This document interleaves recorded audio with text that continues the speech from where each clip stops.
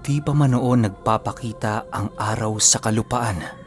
Nagising na noon si Pilipo dahil sa pagramdam niya ng kakaibang presensya na dumapo sa kanilang baryo.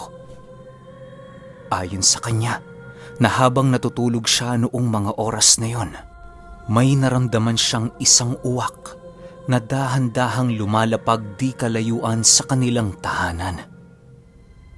Alam niyang presensya yon ng isang nilalang na merong malalim na karunungan. Sa pagpapatuloy ng pagramdam ni Pilipo, doon niya napagtanto, kagaya ng inaasahan, na meron pa itong isang kasama.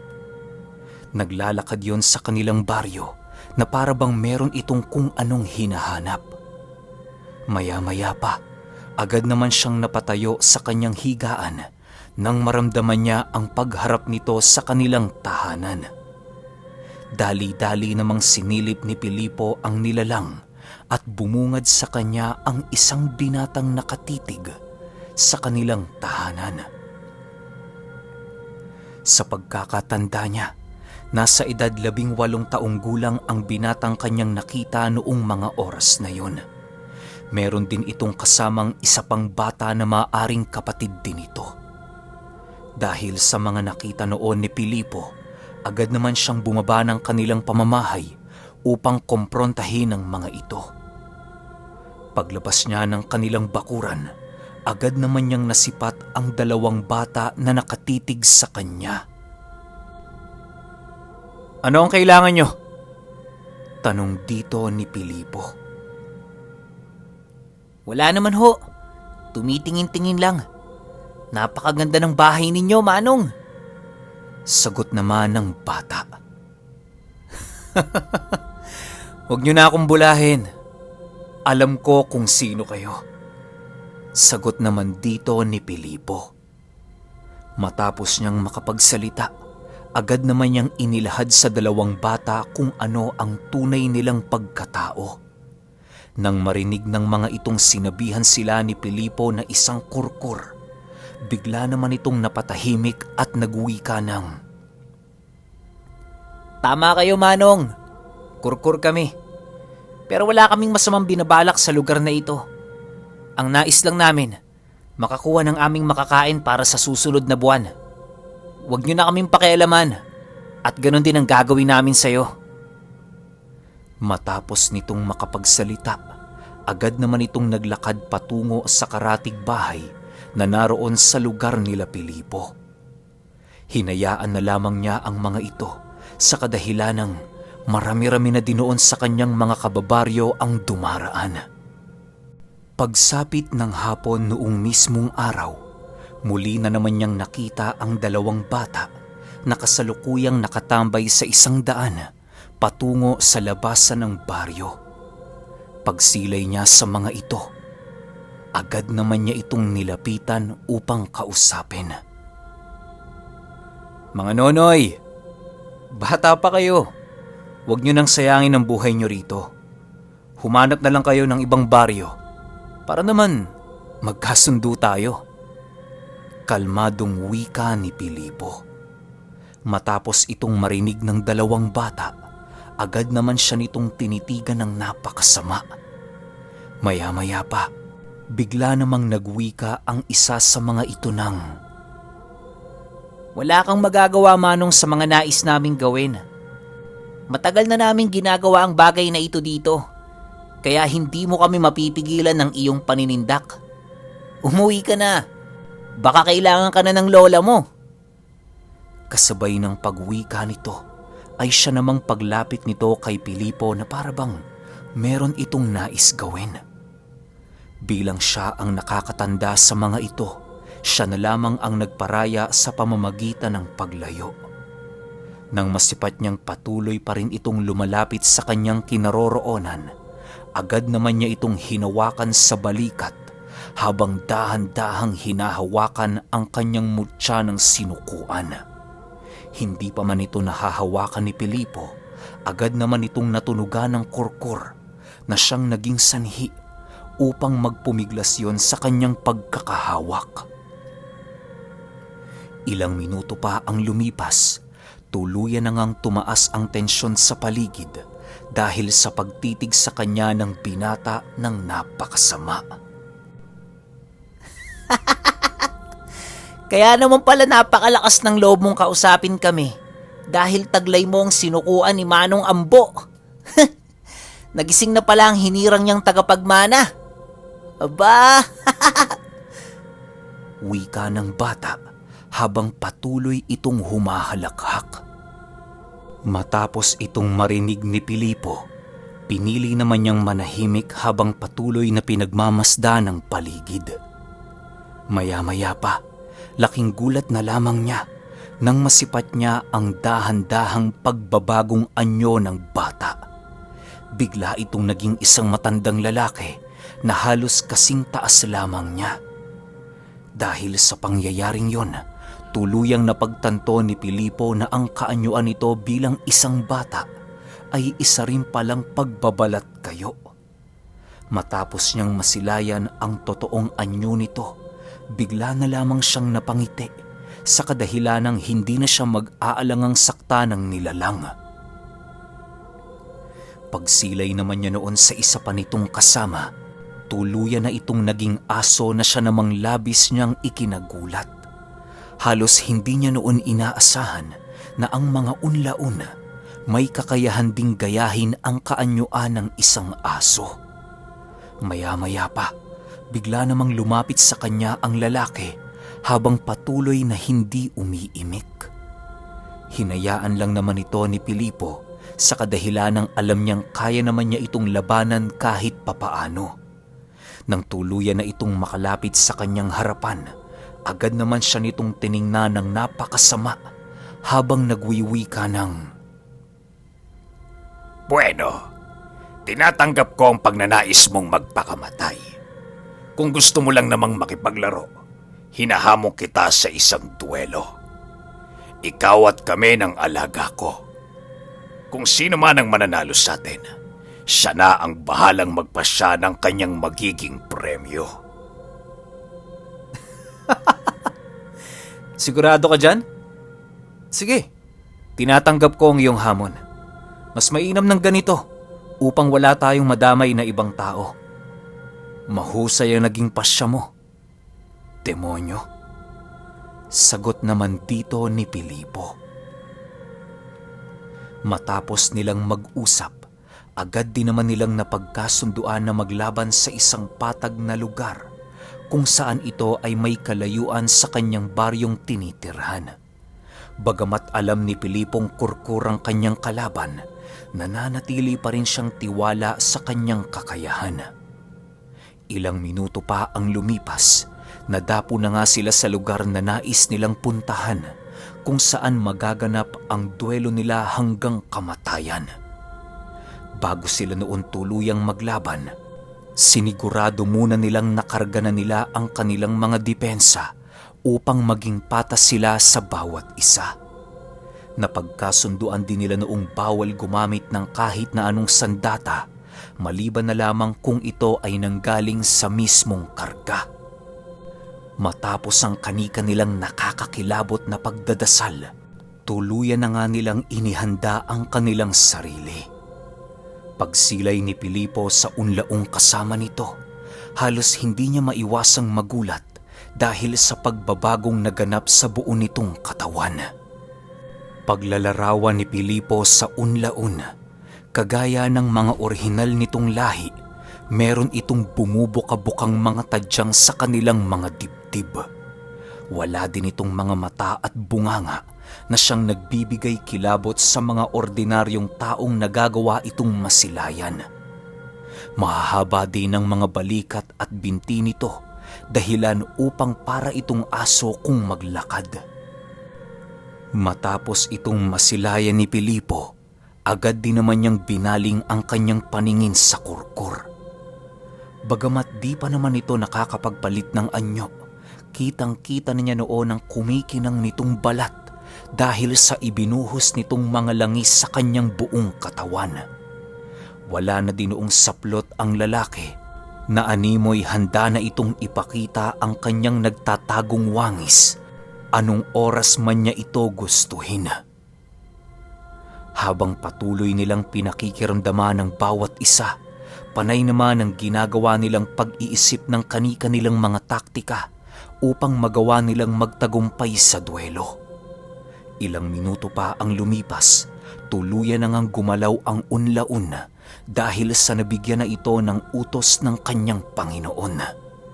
Pagsilay naman ni Pilipo na tumatakbo na ito papalapit sa kanya, agad naman niyang tinawag ang karit ng sinukuan upang salagi ng anumang gagawing pag-atake ng nilalang. Paglapat ng mga kuko ng unlaun sa kanyang sandata, agad naman niya itong sinapak at tinadyakan ng napakalakas na siyang naging sanhi upang tumilapon yon sa malayong parte ng damuhan. Matapos itong gawin ni Pilipo, agad naman niyang nakita ang pagsugod sa kanya ng kurkur habang dahan-dahang binabalot ito ng napakaraming mga balahibo.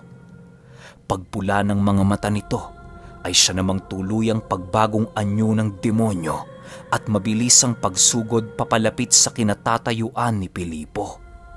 Wala na siyang nagawa noon kung hindi ang salubungin ng kurkur upang salagin ang anumang gagawing pag-atake nito.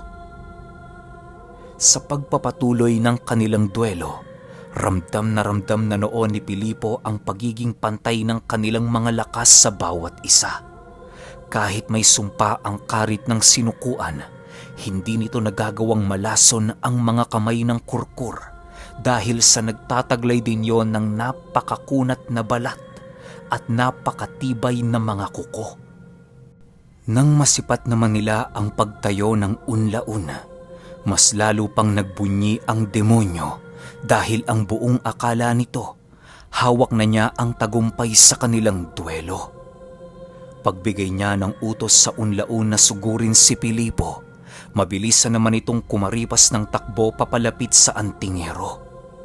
Wala na siyang nagawa noon kung hindi ang salubungin ng nilalang gamit-gamit ang kanyang natitirang lakas. Pagsilay naman sa kanya ng kurkur na papalapit sa unlaun, agad naman siya nitong sinalubong sa ibang direksyon. Tapos ka na, antingero! Sigaw ng kurkur habang mabilis ang lumalapit sa kanyang kinaroroonan. Nang masipat naman ni Pilipo na hindi na niya maiiwasan ang pag-ataking gagawin nito, doon na niya binanggit ang mga buhay na salita na siyang magpapakawala ng iilang abilidad ng sinukuan. Pagyuko noon ng mga punong nasa paligid, agad namang nahigop ng kanyang kaliwang kamao ang anino ng mga ito na siyang naging sanhi upang maantala ang isinasagawang plano ng kurkur. Paglundag ng demonyo sa ibang direksyon, agad naman itong pinasundan ni Pilipo sa kanyang hawak-hawak na mga anino. Madali naman itong nailaga ng kurkur dahil sa hindi gaano itong napagtutuunan ng pansin ni Pilipo. Nang hindi na niya maatim ang ginagawang pangungulit sa kanya ng unlaun, agad naman niyang binawi ang lahat ng aninong pinasunod niya sa kurkur at mabilisan itong inipon sa kanyang karit. Matapos niyang gawin ang bagay na yon, buong lakas naman niya itong inihataw sa unlaun upang tapusin na ang buhay nito. Subalit nang masipat ng nilalang ang kanyang nais gawin, mabilis na naman itong kumaripas ng takbo papaatras sa kanyang kinaroroonan. Matapos ang mga pangyayari, agad namang nakaramdam ng labis na pagod itong si Pilipo dahil sa pagbanggit niya ng iilang mga kataga na hindi naman napakinabangan. Malakas ang sinukuan, Ginoo. Pero kagaya ng maraming mutya, meron din itong kahinaan. Hindi mo ko kayang tapatan kung bilis ang pagbabasehan. Wika ng kurkur.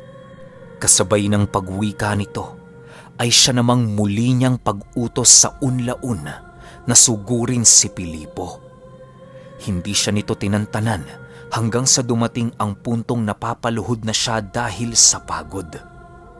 Nakakaramdam na din siya noon ng labis na pagkagutom sa kadahilanang yon ang nagsisilbing enerhiya ng kanyang mga buhay na salita upang ito'y matagumpay niyang mapagana. Maya-maya pa, doon na siya dahan-dahang nilapitan ng kanyang mga kalaban upang tapusin na ang kanilang nasimulan.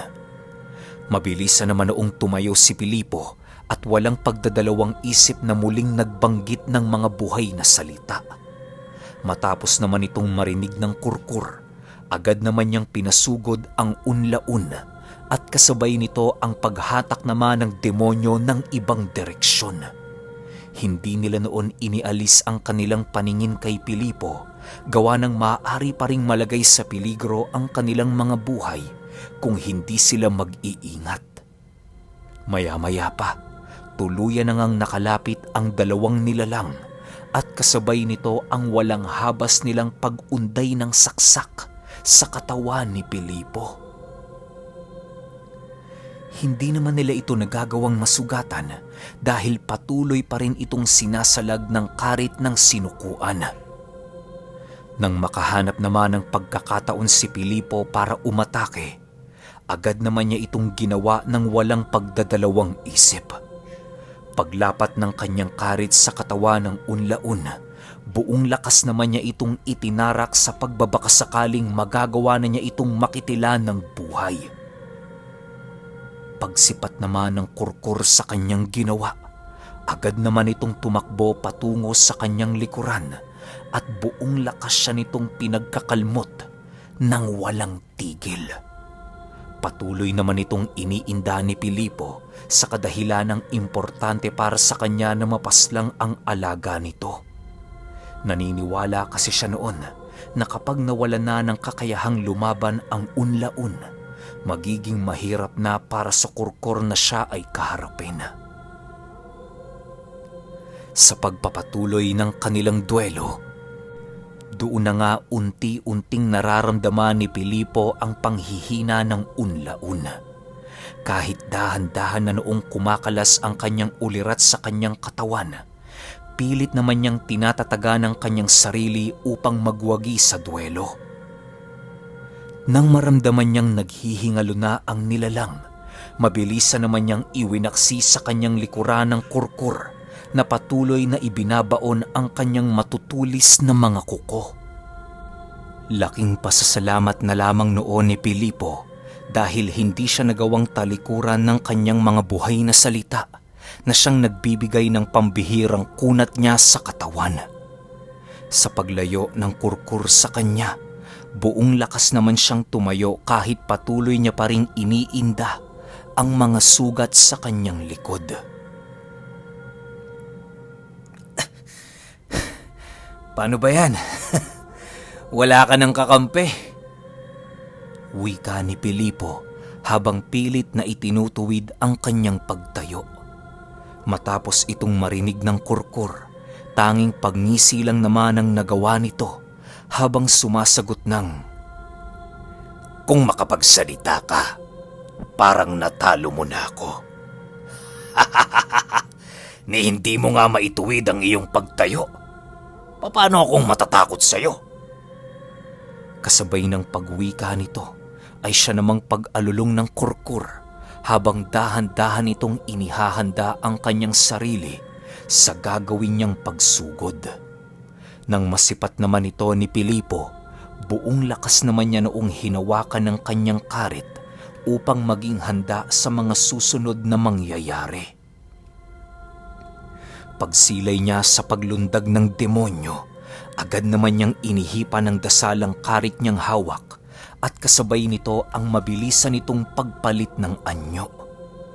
Bago pa man makalapat ang kuko ng kurkur sa kanyang balat, nagawa na niya itong masalag ng kanyang espada.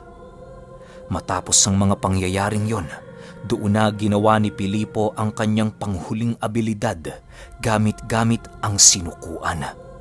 Alam niya sa sarili niya noon na yun na ang magiging katapusan kung mabigo siyang madakip ang nilalang. Sa pagbalot ng mga anino ng puno sa kanyang kamao, agad naman niya itong isinuntok sa lupa na siyang naging sanhi upang mabilisan niyong maglakbay patungo sa lugar na kinaroroonan ng kurkur. Paglapat ng mga anino sa katawan nito, agad naman yung sumuot sa bawat kalamnan ng nilalang na siyang naging sanhi upang bumagsak yon sa lupa. Pilit man itong nilalabanan ng demonyo, subalit hindi yun pinahintulutan ni Pilipo. Ginamit na niya noon ang kanyang natitirang lakas upang maigapos ang katawan ng kanyang katunggali sa lupang kinabagsakan nito. Maya-maya pa, bigla namang tumigil ang nilalang sa pagpupumiglas dahil sa nagawa ng makontrol ni Pilipo ang buong katawan nito. Matapos niyang magwagi sa duelo, agad naman niyang nilapitan ang nilalang ng buong pag-iingat. Kitang-kita niya noon ang pagiging tulala nito na para bang naghihintay na lamang yon ng kanyang kamatayan. Wala na ding pakialam noon ang kurkur sa mga aninong nagsisilabas-masok sa kanyang katawan. Panalo ka na, Antingero. Kagaya ng napagkasunduan, malaya ka na ngayong kunin ang anumang nais mong premyo. Alam kong kikitilan mo ko ng buhay, kaya wag mo nang patagalin pa. Wika nito habang nakatingin sa kalangitan. Nang marinig naman ito ni Pilipo, ninais niyang manahimik na lamang habang patuloy na nag-iisip sa kanyang mga susunod na gagawin. Ilang minuto pa ang lumipas, bigla naman niyang tiningnan ng maigi ang kurkur habang nagwiwika ng,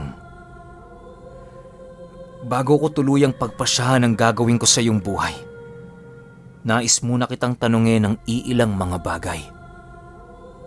Kasabay ng pagwika nito ay siya namang pagtanong ni Pilipo sa kurkur ukol sa eksaktong lugar na pinagpupugaran ng mga hanagob. Nang marinig yun ng nilalang, hindi na ito nagdalawang isip na ilahad kay Pilipo ang kanyang nalalaman alinsunod sa kanilang napag-usapan bago mag-umpisa ang kanilang duelo. Kasabay ng paglahad ng kurkur sa eksaktong kinaroroonan nito, doon na niya ibinahagi kay Pilipo ang isang imperyo ng mga aswang na nagbabalak sumakop sa buong kalupaan ng Masbate. Ito ang pakatatandaan mo, Antingero. Kapag nawala sa lugar na ito ang albularyong nagngangalang Ruben, doon na mag-uumpisa ang pananakop ng iba naming kalahi. Pagbabanta ng kurkur. Dagdag pa nito na sa unang araw ng pagsakop ng mga demonyo sa kanilang lupain, kakalat ang napakaraming salot sa buong paligid. Magiging masama na din ang mga tao at malululong ito sa bisyo at iba pang mga bagay na nakakasira sa templo ng Diyos. Mawawala na din ng kakayahan ang lahat ng albularyong manggagamot dahil sa pagkalaso ng kanilang gabay at sa pagkawala ng kapangyarihan ng Panginoong kanilang sinasamba. Magiging masama na din ang mga ito at tatalikuran na sila ng kanilang mga mutya at lihim na karunungan. Sisiklab na din ang hindi pagkakaunawaan na hindi maglalaon, hahantong sa pagpapatayan. Matapos itong malaman ni Pilipo, halos hindi niya magawang makakibo dahil sa sinabi ng nilalang. Alam niyang nagsasabi ito ng totoo sa kadahilanang kilala ang mga kurkur na merong paninindigan sa kanilang mga binibitawang salita. Ilang minuto pa ang lumipas. Nagpasalamat naman si Pilipo sa impormasyong binahagi nito sa kanya. Bago niya ito tuluyang pakawalan, ninais niya munang marinig sa bibig ng nilalang ang pangako nitong kailan may hindi na siya babalik sa lugar ng tinapian. Matapos itong maipangako ng kurkur, doon na tuluyang binawi ni Pilipo ang sumpa ng sinukuan. Sa pagtayo nito sa kanyang harapan, labis-labis naman ang pasasalamat ng nilalang dahil sa nabigyan siya nito ng pangalawang pagkakataon. Maraming salamat, Antingero, sa pangalawang buhay na ibinigay mo. Pangako, gagamitin ko ito sa kabutihan. At kung may kailangan ka, tawagin mo lang ako sa iyong isipan. Kahit ilang milya pa ang layo ko sa iyo, pupunta ko. Wika ng Kurkur. Kasabay ng pagwika nito ay siya namang mabilisan itong pagtakbo sa looban ng gubat upang bumalik na sa kanyang orihinal na tahanan. Kahit papaano, hindi naman noon nagsisi si Pilipo dahil nakita niya sa puso ng Kurkur na meron din itong tangang mabuting kalooban. Ilang minuto pa ang lumipas, agad naman niyang binagtas ang daan patungo sa kanilang baryo upang makapagpahinga.